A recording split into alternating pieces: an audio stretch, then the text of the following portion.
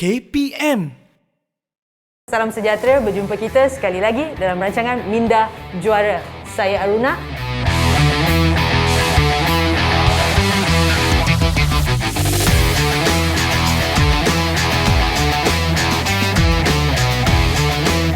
Dan kita akan bersama-sama untuk mengenali bagaimana untuk menjadi seorang juara, bukan saja dari segi fizikal tetapi juga dari segi minda anda.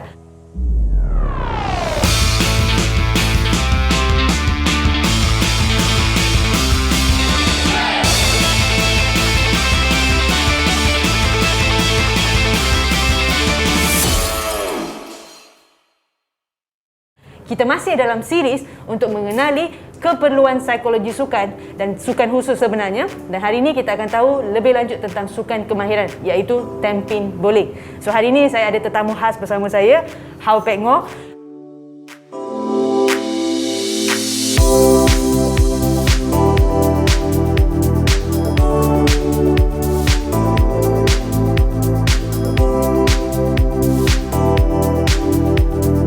So, Pek Ngoh, boleh tak cerita lebih lanjut tentang apa itu tampin bowling? So, kita nak adik-adik kita faham.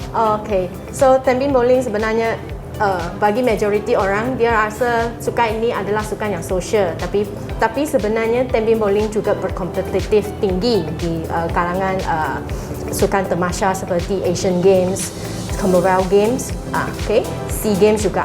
Okay, tapi tampin bowling tak termasuk di dalam Olimpik lagi. Okay, right. Sebab ni adalah mungkin masih lagi sebab kita katakan selalunya sukan-sukan Olimpik ni perlukan di mana participants daripada seluruh negara, yang di mana sukan-sukan ni dimainkan di majority of the country. Sebenarnya sukan tampin bowling kita ni adalah sangat konsisten daripada menyumbangkan pingat emas di sukan SEA, di sukan Commonwealth dan sebagainya. Dan of course kita ada nama-nama gah kita ada Shalin Zulkifli, kita ada Rafiq Ismail dan sebagainya. Saya pasti Pek Ngoh akan tahu lebih lagi banyak nama. Kita ada juga macam Timmy Tan yang currently pun ranking Asia nombor 1. So kita ada yang famous Saidatu Afifah yang sudah retire. Okay, itu semua pun jago-jago tampin bowling yang sangat famous di dalam Malaysia. Okay, right. So selalunya kalau macam Pek Ngoh cakap tadi kan, sukan bowling ni selalunya adalah sukan sosial, di mana kan saya rasa mungkin hampir semua adik-adik yang bukan main tampin bowling pun ini adalah sosial kita untuk kita nak pergi tampin bowling, kita nak try. Kalau macam saya memang bowling ke laut lah sebab tangan saya pengkor. Sebab saya shoot macam ni, so nak jadikan macam ni agak susah untuk saya nak buat, betul tak? So dia pun ada skill-skill dia. So untuk yang tampin bowling ni, apa acara-acara yang selalu kita permainkan? Okay, so tampin bowling dia banyak kepada sukan yang individu, acara individu. So bagi sukan temasya pula dia ada acara individu, doubles, dia ada trios, dia ada acara perpasukan juga. Okay. So ada tak minute thing yang kita perlu tahu tentang perbezaan antara acara-acara ni? Ada tak perbezaan antara acara ni sebenarnya? Acara ini dia beza dari segi jenis oiling pattern yang akan dimainkan. So dia ada oiling yang short oil, medium oil dengan long oil. Kalau adik-adik tak faham oiling pattern tu, boleh cerita sikit tak apa tu oiling dia pattern? Dia punya oiling patternnya biasanya atas permukaan lane, lane bowling. Okay, so dia ada spesifik oiling yang akan di atas permukaan papan tu. So kalau maksudnya selain daripada kita nak baling bola tu, sebenarnya kita kena tahu baca juga oiling pattern dekat setiap arena yang kita nak bermainkan, sebab saya pasti oiling pattern tu yang mengubah cara kita permainan, betul tak? Dia mengubah dari segi pilihan bola dengan pilihan kawasan yang akan dimainkan. So bila kita dah cerita tadi tentang pilihan bola kan, so bagaimana pilihan bola tu dibuat sebenarnya? Ikut kesesuaian ke ataupun ikut masa match kita ke, macam mana tu? Ikut kesesuaian kepada lane. So biasanya satu competition dia akan diberi tahu awal akan guna jenis oiling apa. Biasa kalau macam official games macam Asian Games, SEA Games, dia akan bagi at least dua jenis oiling. Dia either main long oil dengan short oil. Okay, hari berbeza-beza bagi event yang berbeza-beza, and then atlet kena mahirkan semua oiling pattern yang dengan short oil dengan long oil. Sebab even though short oil dia ada beberapa jenis short oil, dia dalam long oil pun ada beberapa jenis. So setiap jenis long oil dia bila fresh means baru start main lane itu banyak oil kan, banyak berminyak. So you guna punya bola macam mana? Okay, right. Kalau tidak, kalau tidak nanti you pilih salah bola, then you nampak macam bola punya reaction bila ke lane tu dia keluar. Dia keluar ke, tak masuk ke. Ini pun part of the strategy lah yang kita kena tahu. Ini pun satu juga, saya percaya ini juga adalah satu persiapan yang kita kena buat, betul tak? Ini basic yang kita perlu tahu. Betul. So maksudnya ni serba sedikit yang kita nak tahu tentang tamping volley tu sebenarnya. So kita akan jumpa selepas ni lagi.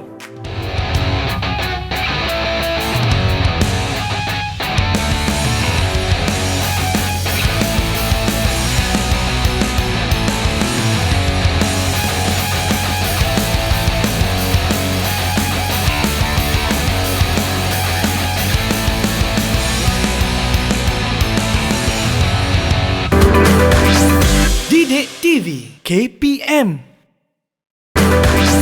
Didik TV KPM.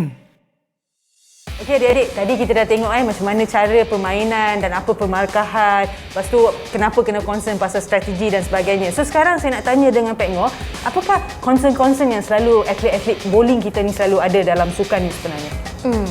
Banyak concern biasanya kepada sangat teknikal sebab bila atlet buat baringan, setiap bola, setiap baringan tu ada reaction yang lain.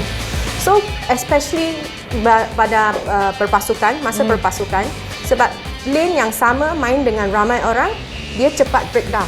So bila dia cepat breakdown, atlet punya adjustment kena laju. Okay? Dia kena laju buat adjustment dengan area mana yang dia nak main. Sebab setiap atlet pun dia punya cara main dengan area main lain. So adaptability tu kena sangat cepat lah. So maksudnya you dapat feedback daripada you punya score, you nak kena change very quick.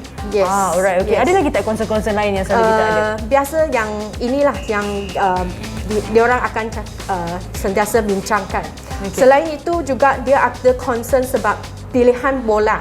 Adakah bola yang saya dapat ini sesuaikan untuk lane ini? Walaupun saya dah practice, kenapa hari ini lane ini macam tak masuk dengan bola yang saya pilih. Betul lah, selalu kita dah train biasa, tengok-tengok hari ni pula hari bukan hari the day of you this one. Sebab bila sukan-sukan kemahiran ni dia sangat associate dengan mood sebenarnya. Kalau tak kena satu mungkin dia akan berlanjutan seterusnya sebenarnya. Dan every point matter kan, betul tak? Sebab kita berlawan dengan hanya kita dan the lane. And the lane dan jatuhan pin sebenarnya kan. Selain itu juga diorang akan concern kepada opponent mereka. Adakah mereka main dengan bagus, guna bola mana, area mana yang diorang main. So benda-benda macam ni akan mengerilukan mereka semasa membuat keputusan atau membuat baringan sebelum. Betul. Sebab kita main sebelah-sebelah. So kita bukan main berdepan. So bila tengok kita nak jeling-jeling, apa markah dia kan dan sebagainya. Selalu announcement akan dibuat tak siapa tengah leading dan sebagainya? Announcement tu tak akan dibuat. Tapi diorang akan bagi selepas setiap pusingan, diorang akan bagi markah. So you tahu siapa yang ranking, yang first, second, third. So maksudnya kita ada qualification and then kita akan pergi untuk final ke macam mana dia punya set permainan? Kalau untuk yang Asian Championship ke, untuk Asian Game ke, dia tak akan. Dia main 8 game. Okay, let's say untuk single dia main 8 game. So 8 game terus dia akan find out siapa yang qualified. So maksudnya then one baru group ada step ladder. Okay, step ladder ada maksudnya step ladder. So you okay. choose yang top 4 untuk masuk dalam step ladder. Okay. Dah masuk step ladder maksudnya dia fight lagi dah ya? Dia akan fight lagi untuk top 4. Untuk placing lah untuk maksudnya. Placing. So the awal tu consider kita kena push untuk dapatkan top 4 lah. So maksudnya betul lah kenapa ranking tu sangat perlu kan untuk mereka untuk that move next. So bila kita dah cerita concern-concern yang ada untuk atlet-atlet ni kan, apakah melalui pengalaman Pak Ngor sendiri kan, apakah keperluan psikologi sukan untuk tamping bowling ni khususnya? Okey, bagi tamping bowling biasanya rutin mereka adalah sangat penting. Rutin mereka termasuk juga dia kena check bola, dia kena check lane, dia kena check thumb dia ke, finger insert dia ke, sebab semua persediaan ini adalah sangat penting untuk seseorang atlet bowling. Okey. So selain itu, atlet juga kena tahu kawasan mana yang diorang main. Right. So kalau lane tu kita boleh pilih sendiri ke macam mana? Ataupun lane tu akan di-assign. Untuk masa hari pertandingan. Alright, So kalau let's say kita tak biasa dengan oil pattern dekat lane tu macam satu-satu kejohanan ataupun di tempat mana-mana, mungkin kita tak ada peluang untuk train lama dekat situ. Macam mana adjustment atlet-atlet ni berlaku?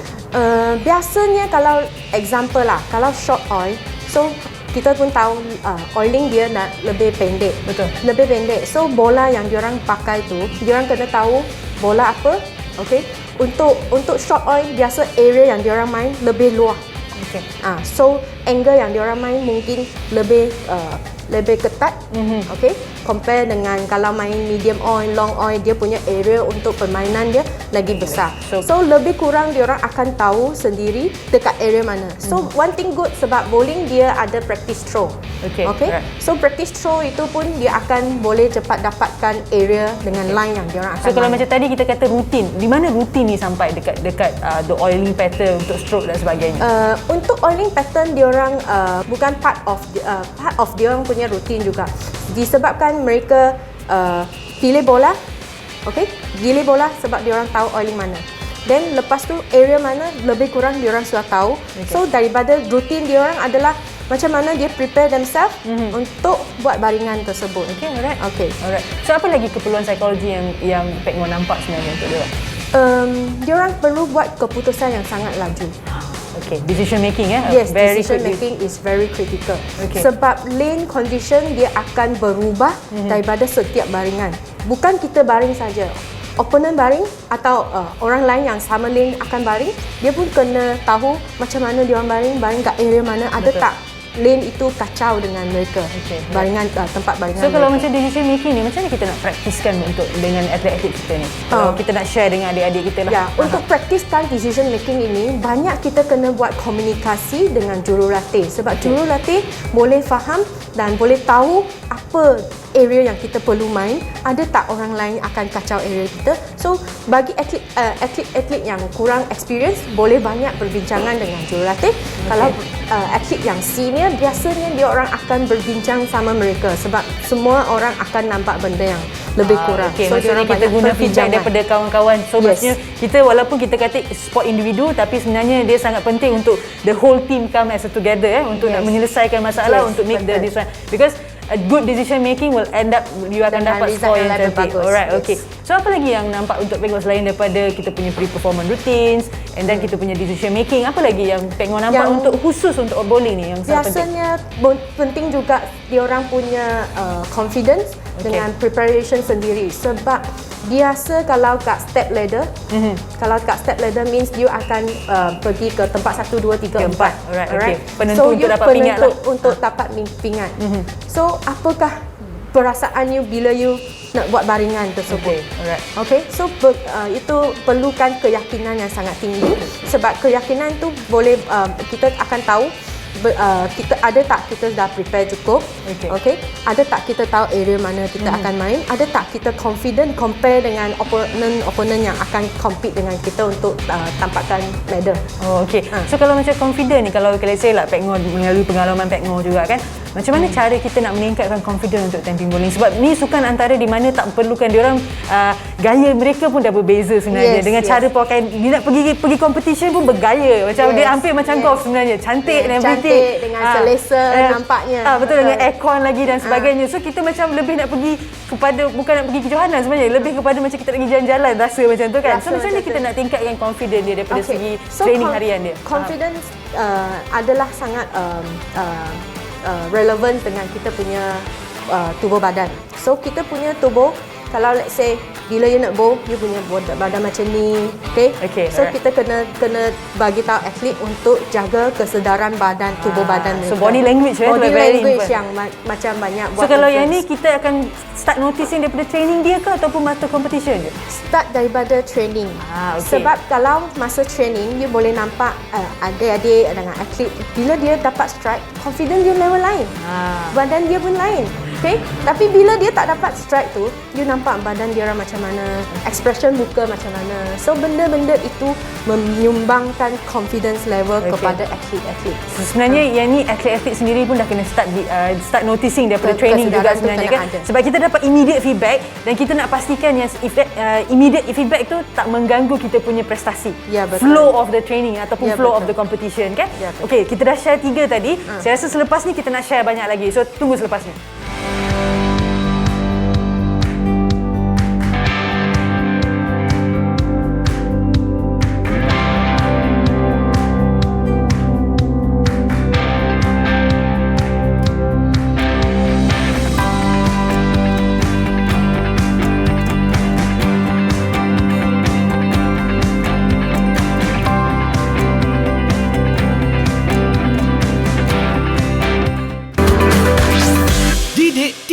KPM.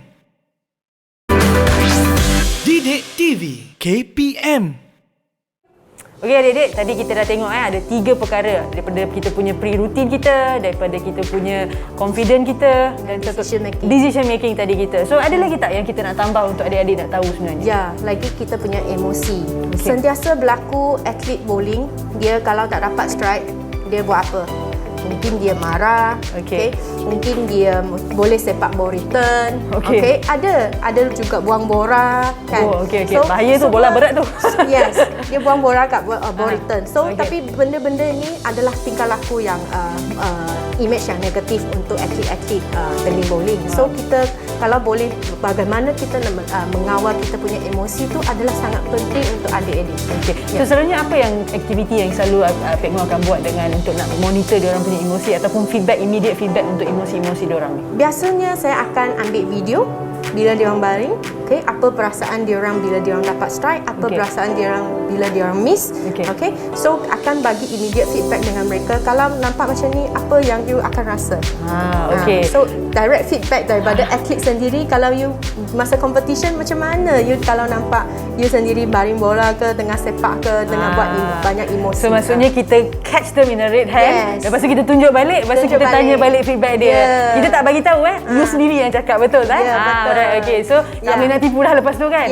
So kalau adik-adik pun rasa kalau ada kawan-kawan yang tengah tamping bowling ni, kalau rasa nak tahu you punya emosi and everything, minta dia orang record.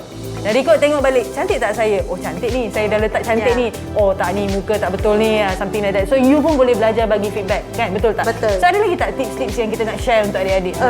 Ada lagi mungkin adik-adik kena banyak buat jenis imagery. Sebab kalau nak connect kita sendiri daripada approach kepada kita punya target, kepada kita punya break point, kita perlukan imagery dengan visualisasi yang sangat bagus. Betul. So benda itu you kena practice hari-hari. Betul. Supaya you boleh jadi macam automatic. Down you punya line kat mana, area tu. So selalunya kalau macam cara Pek Mu untuk nak buat imagery untuk tamping bowling ni, kita buat dekat arena tu sendiri ke, dekat tamping bowling punya arena sendiri ke, ataupun kita akan buat di tempat yang selesa ke, macam mana kita nak So saya biasanya akan buat 2 ke 3 jenis. First satu jenis tu untuk macam diorang imaginekan keseluruhan rutin. Itu kita akan buat sebelum competition. So maksudnya keseluruhan rutin daripada you datang letak beg, ambil bola sampai you nak main sampai habis. Itu rutin. Kita akan buat sebelum competition. Berapa minit sebelum competition ataupun ada tempo waktu? Biasa kita akan buat sebelum warm up. So dalam 45 minit hingga 1 jam sebelum competition. Kenapa penting untuk nak buat rutin ni sebenarnya? Adakah kita nak memainkan balik apakah yang kita nak capai ke, macam mana ni? Sebab biasanya competitions, athletes akan sangat anxiety. Dia bimbang, risau. So kita perlukan mereka tahu apa diorang perlu buat semasa sampai arena competitions yang diorang akan compete.